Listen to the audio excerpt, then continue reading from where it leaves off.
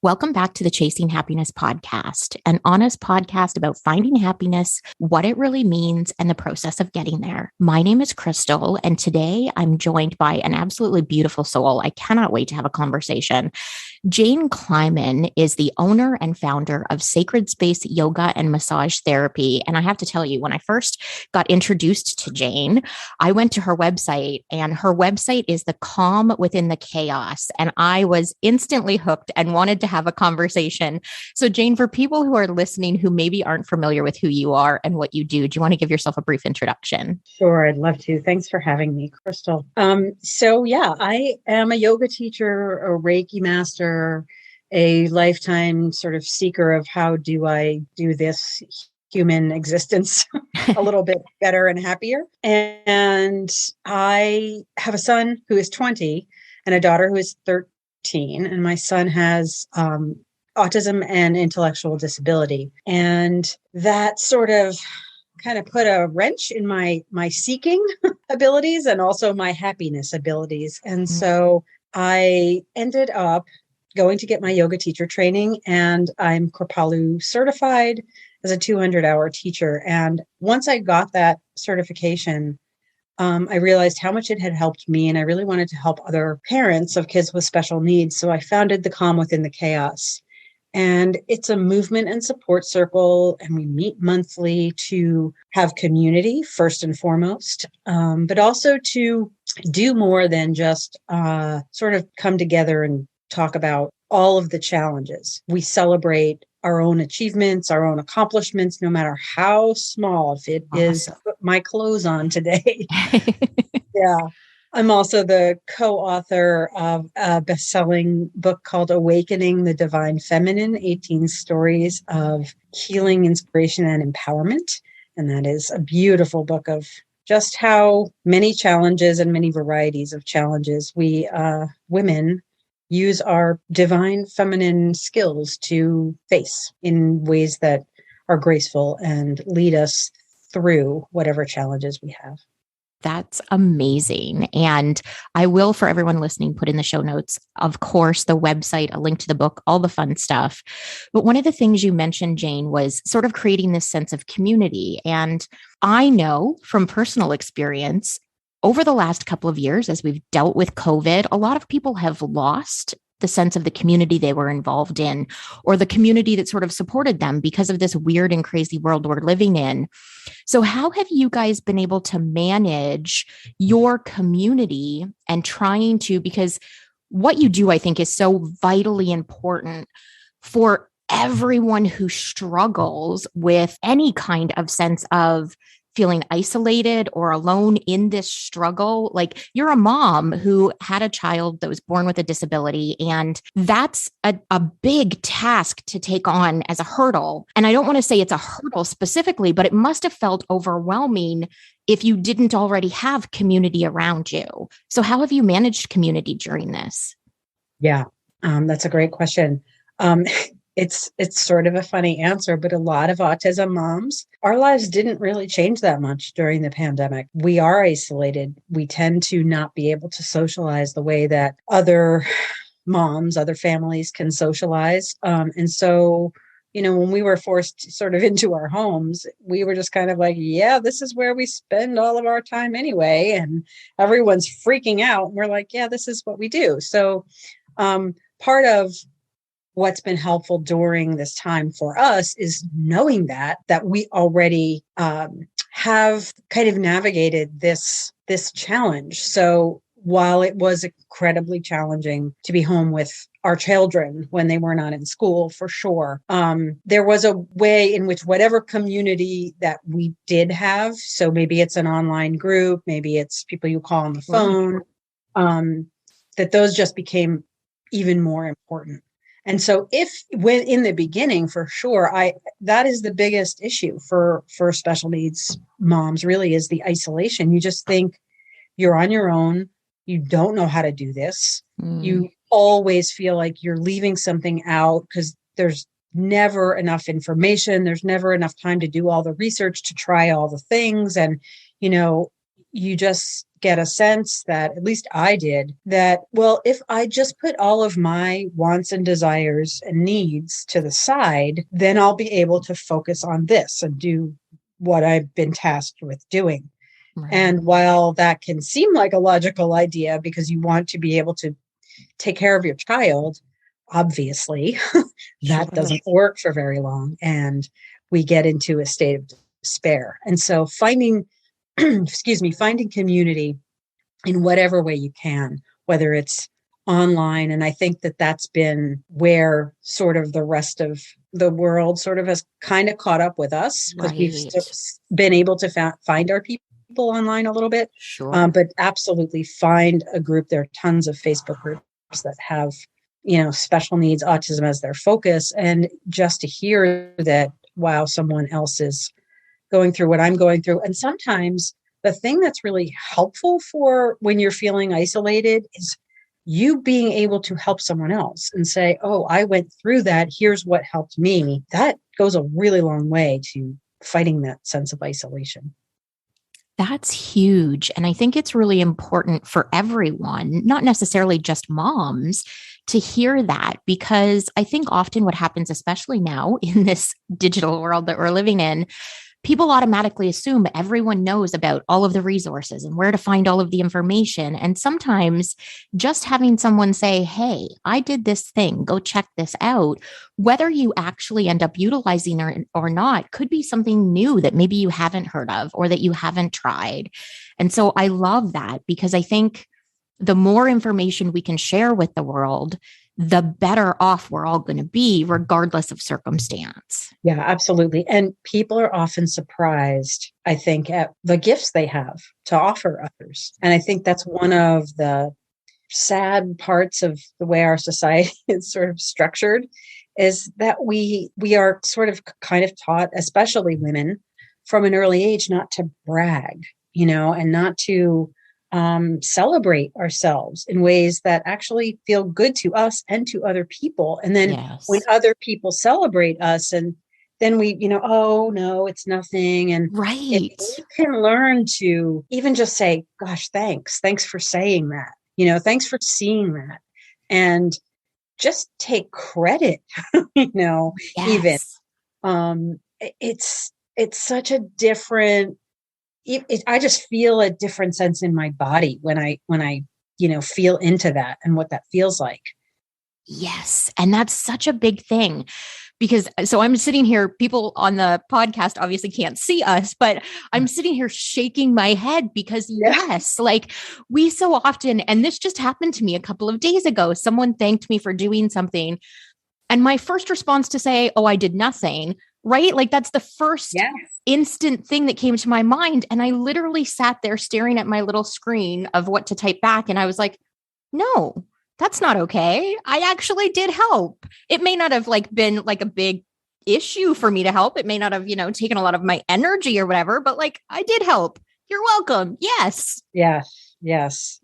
Just being able to say thank you and you're welcome and leave it at that is hard for us, And just to come to that noticing, I mean, even if you did say, oh, it wasn't a big deal, but you're welcome. And then after you maybe said that, notice that you had to qualify it. That's the first step, right? Is to just notice that you're doing it. I mean, I notice women do it too when, oh, I love those shoes. Oh my God, I got them at the discount store. We have to qualify that. I didn't spend any money on myself. Don't be silly. It's, and I just laugh about it now because we all do it. And it's one of those ways that we can pretty easily shift the way we vibrate, the way we feel inside. And that goes a long way to a sense of feeling happy, I think, and a sense of feeling content and at ease.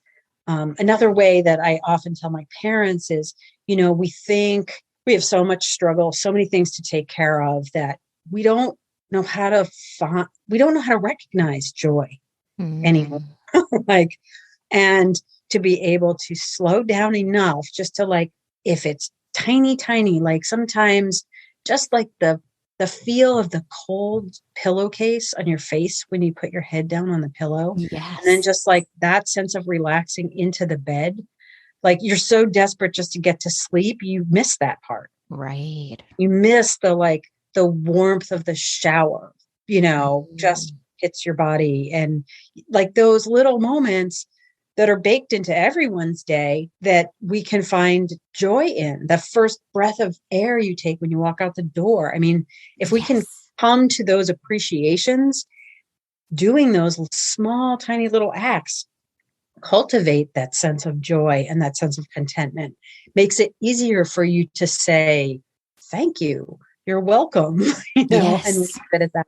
And it gives you the sense of gratitude. Life is not perfect. It's complicated and chaotic and messy, but being able to take 2 minutes as you stand on your balcony with your cup of coffee in the morning reminds you to be grateful about the moments that you have, even if they are those tiny things. And I think, as you said in the beginning, we often tend to, especially as women, I will speak from a woman's standpoint, we tend not to celebrate some of those little things. There are days when it really is an accomplishment to, shower and get dressed, or days when like, hey, I made myself a cup of coffee and I was able to sit out on the balcony for 5 minutes without being bothered. Like, those are accomplishments. Yeah. And I think there's so much in this, sort of wellness, self-care kind of conversation broadly that these things sound trite in a way, or they can. But honestly, I think they're the most important things. And I think we lose sight of that it really is those little ways that we support ourselves during the day that really matter and that can make those shifts. It really doesn't have to be a big deal. Like, it doesn't have to be some major way that that you do this. It is those little ways. Those are what sustain you through your day. You don't drink enough water during the day, you're dehydrated. It's the same kind of thing. Just take little sips of joy all day long. Yes. Oh, I love that. I think that's amazing. Take little sips of joy all day long. And that's really what we should all be doing. We're recording this right now, just a couple of days before Christmas. And it's a weird time of year where I am, because there isn't snow, and there typically is for Christmas. And so it doesn't feel Christmassy. And so a lot of people are still in the sort of hustle and bustle of getting things done. And I think a lot of people are missing the calm, joyful moments of, it feels like spring. Take a minute to appreciate that. There's not 10 feet of snow. You don't have to shovel. Like, if we could all just take a few more minutes of joy every day, little sips of joy every day. Oh, I love that. I'm totally going to use that. Please feel free. It made it up right on the spot. I love it. I love it. We just mentioned nature. I mean, that's another place where we often forget to notice, and like, it doesn't matter what the weather is, if it's Christmas and it's not snow and we expect it to be snow. Okay, well, I can feel the warmth of the sun on my face today, and I can go out without a jacket, and I can feel the breeze. And I live near the ocean. I can smell the ocean. Mm-hmm. And instead of going, oh, it's not Christmas, like if you it really is just be where you are. And like, then that is another way. And there are so many little ways to do it. And we just forget, we are so focused on the big step, the get to the goal. I'm going to do all the things, and I'm going to get to the goal where I'm happy. And then I won't have to do anything anymore. We all know that's not how it works. It is really these little things. Right. Well, and I think that's the important part. And it's really one of the reasons why I have this podcast, is to remind people, yes, we are ultimately chasing happiness, but we're not chasing it to the next extent of happiness. We're chasing it in those little moments. We're chasing it in the way we choose to show up in the world. We're chasing it by giving ourselves grace in the moments when we're not exactly the way we want to be, or showing up how we want to show up, because we're human, and it's chaotic and messy and complicated, and that's all okay. And even I think in times where happiness seems like it's the farthest thing away from what is happening to me right now, what my circumstance is right now, whatever my challenge is, that to recognize that we are in fact chasing happiness, right? I can't be okay with right now. I feel extraordinary sadness, or I feel extraordinary anxiety, or I feel like, I am just, bombarded or overwhelmed. Like, we want to chase the happiness and forget those things and put those things aside. And honestly, one doesn't exist without the other. Yes. And being with where we are is how we do it. It really is in every moment, no matter what's in the moment. And that if we could recognize that it's the chasing that is what's making us feel like we're suffering in some ways, right. And just be where we are, then happiness is really right there. Oh. It's, you can be happy that, all of your, say you're suffering through some health crisis, that all of your people came to see you, that people brought you food, or your loved one is suffering a crisis, that there is support around you. If there isn't support around you, that you can reach out to this organization for help. I mean, there are ways to find the contentment in any challenge. And I think that's the piece that we forget, and that we just need constant reminding of. And that's because we're human beings, and that's how we operate. It is absolutely how we operate. And I think, sometimes we do forget that we are humans in this weird, crazy world of people doing things. We don't have to be humans doing, because we are humans being, but we forget the being part so often. Oh, yes. Oh, yes. Yes, that's one of my favorite phrases. I'm not a human doing, I am a human being. And I am just being right now. Yes. And I am being sad, and I will feel a different way in another moment. It's only this moment really is all that really exists, right, for us. Yes, absolutely. Oh, I absolutely adore you. I could talk to you forever. I do have a few questions for you, though, because you at the beginning talked about the fact that you not only teach yoga, but yoga kind of helped you. So how did you find yoga? A friend of mine, actually, when I was living in New York City in my 20s, took me to a yoga class, and I loved it. Excuse me. And then I just kept practicing over the years. And then before I had my son, I had a pretty daily practice. I'm also a massage therapist. I had a pretty regular massage practice. I'm also a ceramic artist, so I was making ceramics. I mean, I had this lovely, beautiful life, and I was so highly aware that, oh my God, I am doing all the things right now that I love. I have this daily yoga practice, and then my son was born, and everything changed, and I could not find my way back. And then one day my mother was able to take my son. I was able to find my way back to a yoga class, and I just sobbed, because it was like coming home, like, oh, right. All I have to do is just be in this moment and feel into my own body and breathe.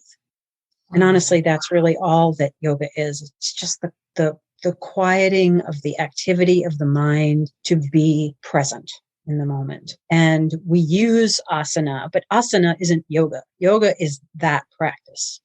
And so my yoga looks really different from someone who's practicing very physical asana practice, because for me, it's really about my relationship with my life, my relationship with the challenges in my life. So how do I use the tools of yoga, awareness, breath, staying grounded in my body, feeling into the sensations, listening to what those sensations are telling me. Is my heart pounding? Do I have a knot in my stomach? Right. Can I feel my feet right now?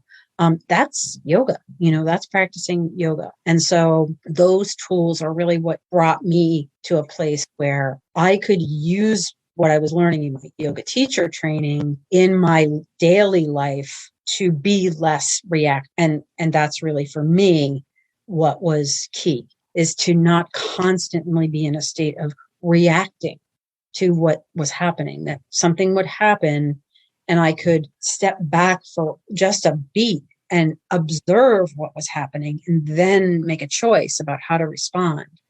And so that's really, for me, how yoga helped me in relationship to my life. I mean, am I successful all the time? Heck no. But I know it's there, and I know how. I love that. I think there is magic in that, because so often we think we have to be 100% successful and present and, able to accomplish this thing in whatever given moment. And sometimes it's just a matter of showing up to the best of your ability in that moment. And it's not going to be pretty and it's not going to be perfect, but that's okay too. Yeah, there's a quote we use in Kripalu yoga all the time that the man Kripalu who brought this particular style of yoga to the West says the highest form of spiritual practice is self-observation without judgment. So if you just be and just have compassion for however you are, that goes first of all, it's a big request. It sounds simple, but it's a big request.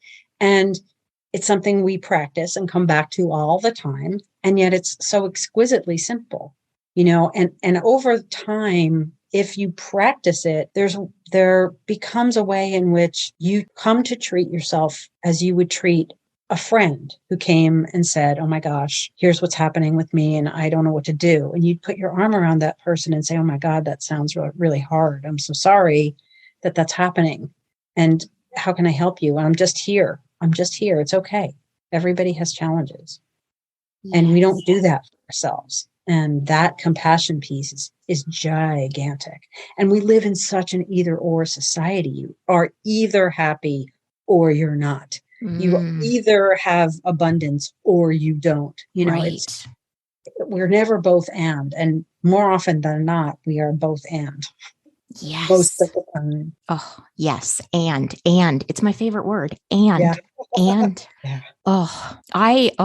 Again, I could talk to you all day, and you and I have spoken previously before really briefly. And I am so blessed that I get to do this because I get to talk to such amazing people and make such amazing connections and then share it with the world. And then I get chatting with someone like yourself and I'm like, well, I could just sit here all day, but of course we can't sit here all day. So I have a couple of questions I want to ask you, because one of the things I used to do on the podcast was ask a few questions at the end of the podcast. And over the last couple of months, I've moved across the country and things in my life have changed. And I got away from asking the questions, but the people who listen to this podcast really wanted the questions back. So are you okay if I ask you a couple of questions before I let you go? Absolutely. Shoot. So the first question is, if you could have coffee with anyone in the world, who would it be and why? Brene Brown. Ooh. Because I just love listening to her talk. And like this conversation, I feel like we could talk about anything and it would be so rich and delicious and fun. Oh, I love that. And she is definitely on my list. It's funny because when I ask people these questions, I start to think about who I would pick. And my answer is always changing and evolving, but she is definitely on my list as well.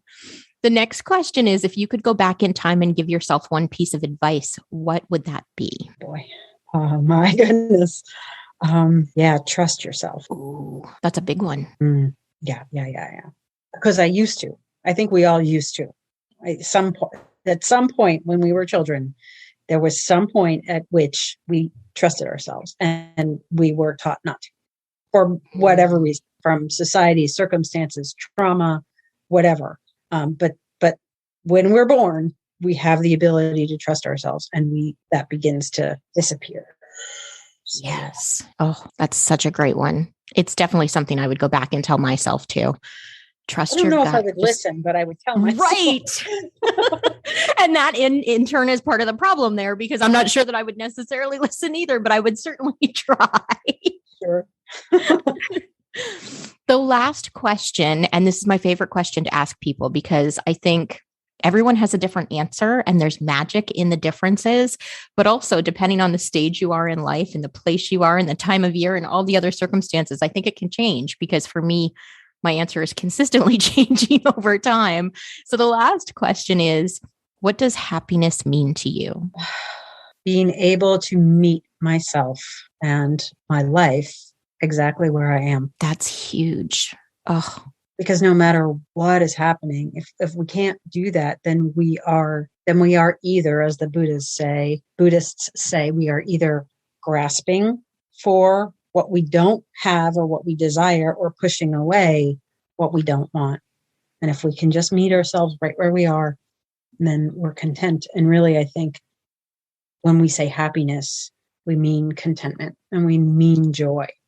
Yes. Oh, all kinds of yes. Because I think far too often, especially here in North America, maybe not necessarily in other places in the world, but definitely here in North America, I feel like we are constantly searching. We are constantly reaching for the next thing, the next change, the next iteration of who we are, instead of sitting for a moment with who we are now. And I love that, because there is something transformative about sitting with yourself in this moment exactly as you are, and not dreaming of something different, not hoping for something different, but accepting of, this is who you are meant to be in this particular moment.